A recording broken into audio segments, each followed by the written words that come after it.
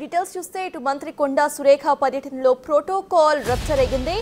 చేగుంట మండలం వడియారం గ్రామంలో కళ్యాణలక్ష్మి చెక్కుల పంపిణీకి మంత్రి వెళ్లారు. అయితే స్టేజ్ పై దుబ్బాక కాంగ్రెస్ ఇన్ఛార్జ్ చెరుకు శ్రీనివాస్ రెడ్డి కూర్చోవడంతో స్థానిక ఎమ్మెల్యే కొత్త ప్రభాకర్ రెడ్డి అభ్యంతరం తెలిపారు. మంత్రి సూచనలతో శ్రీనివాస్ రెడ్డి వెనక్కి వెళ్లి కూర్చున్నారు. విజ్ఞత పాటించాలని ఎమ్మెల్యే కొత్త ప్రభాకర్ రెడ్డి అనడంతో వివాదం రాజుకుంది. కాంగ్రెస్ బీఆర్ఎస్ నాయకులు పోటాపోటీ నినాదాలు చేశారు.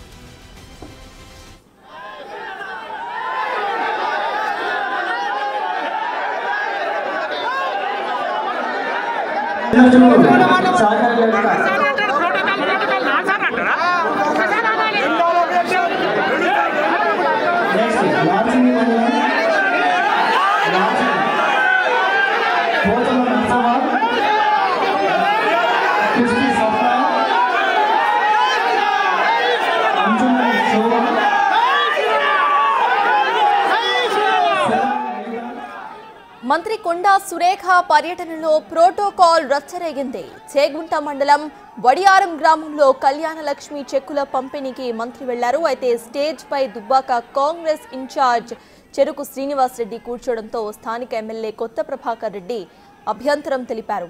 మంత్రి సూచనతో శ్రీనివాస్ రెడ్డి వెనక్కి వెళ్లి కూర్చున్నారు.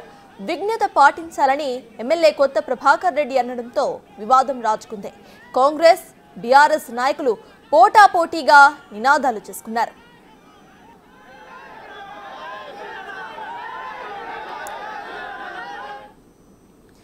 ఇదే అంశంపై పూర్తి డీటెయిల్స్ ను మా ప్రతినిధి దుర్గారెడ్డి అందిస్తారు. దుర్గారెడ్డి, చెప్పండి, అసలు ఇక్కడ గొడవ ఎక్కడి నుండి స్టార్ట్ అయింది, అప్డేట్స్ ఏంటి?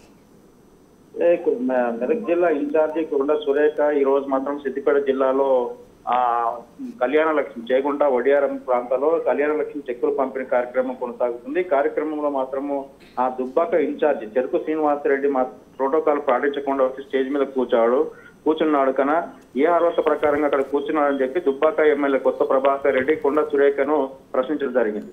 దీంతో మాత్రం అక్కడ ప్రోటోకాల్ వివాదం మాత్రం ప్రతిసారి దుబ్బాక నియోజకవర్గం కావచ్చు, సిద్దిపేటలో కానీ వీరి మధ్యలో ప్రోటోకాల్ వివాదం నెలకొంటుంది కనుక ప్రోటోకాల్ పాటించాలని చెప్పి విధేయతగా ఉండాలని చెప్పి కొండా సురేఖ శ్రీనివాస్ రెడ్డిని వెనక్కి పంపడం జరిగింది.